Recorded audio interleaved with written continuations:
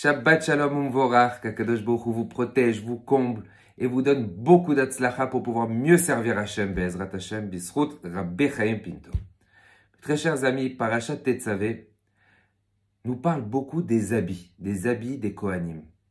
D'abord, juste parler des habits en règle générale pour un Ben Israël, pour nous, combien il est impératif et important d'avoir un malbouche, d'avoir une tenue. D'abord, spécialement pour Shabbat, que lorsqu'on arrive dans Shabbat Kodesh, avoir des habits pour Hachem. On voit même dans la semaine beaucoup de nos chachamim, beaucoup de nos sages, et même dans nos générations, il y a par exemple les chassidim qui font une différence. Ils mettent une ceinture, d'autres personnes mettent une veste, d'autres personnes mettent une casquette ou un chapeau, mais différenciés. Mais alors, des fois, on n'arrive pas à avoir des habits spéciaux au moment de la tfila. Alors, avoir une préparation, se laver les mains juste avant la tfila, mais différencier, faire montrer que maintenant, voilà, je m'arrête de mon quotidien profane et je rentre pour servir Hachem. Shacharit, Mincha, Arvit, et spécialement pendant Shabbat où c'est qu'on doit avoir des habits relatifs à Kavod Shabbat pour respecter Shabbat. Pas arriver en jean troué ou en habit de semaine. Non, avoir des habits, lire votre Shabbat. Les habits des Kohanim, le Kohen en règle générale, tout Kohen devait avoir 4 habits pour servir à Kadosh Baruch Hu. Le Kohen Gadol, lui, devait avoir 8 habits. Sur ces 8 habits, parmi les 8 habits, il y avait le éphod. Le éphod, c'était une sorte de tunique qui était reliée avec des bretelles.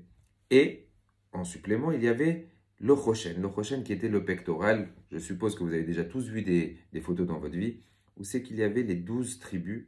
Chaque tribu était représentée par son nom et par sa pierre.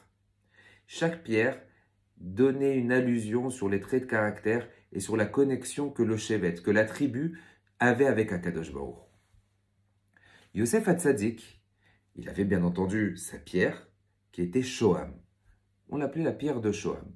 Cette même pierre de Shoham, qui était celle de Yosef, elle était représentée aussi au niveau des épaules, en supplément. Cette même pierre-là, ici de Shoham, il y avait le nom de toutes les tribus.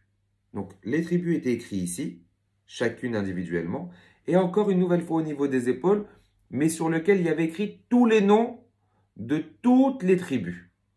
Et se pose la question, nos sages nous demandent, ils nous disent pourquoi spécialement Yosef Hatzadik était représenté une fois sur le pectoral, et encore une fois, cette même pierre, elle était au niveau des épaules, au niveau du éphod. Pourquoi que Yosef? Pourquoi pas quelqu'un d'autre?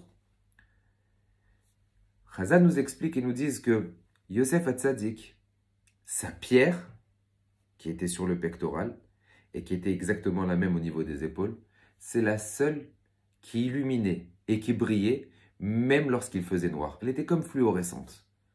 Même lorsque tout était obscur, noir, dans une pièce noire, c'était la seule qui était fluorescente. Et là, nos sages nous expliquent et nous disent que Yosef, c'est le seul qu'on appelle Hatzadik.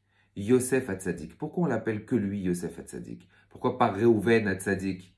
Ou pourquoi pas Binyamin Hatzadik? Pourquoi spécialement que Yosef? Yosef a évolué et a grandi dans un endroit qui était très impur, très tamé, en Égypte.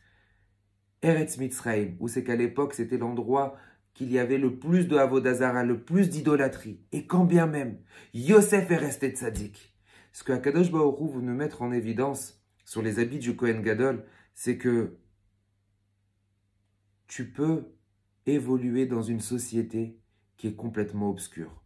Tu peux grandir dans une société ou dans un cadre où il y a peut-être que des Rechaïm. Mais tu peux rester tzaddik. Tu peux quand même rester proche d'Hachem. Même si dans tout ton entourage, ça va être noir, tu peux continuer à briller.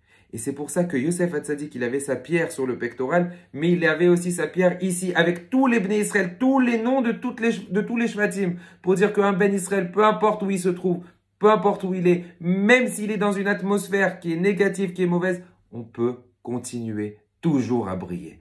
Il suffit de rallumer un petit peu la flamme. C'est ce qu'on retient, l'un des enseignements de cette paracha. Que même si tu es dans le noir, même si tu es dans le noir complet, tout est obscur. Un Ben Israël, lorsqu'il est proche d'Hachem et qui fait des efforts, il peut toujours briller et Akadosh Baruch Hu peut toujours l'écouter et le réaliser. Shabbat Shalom Umvorach.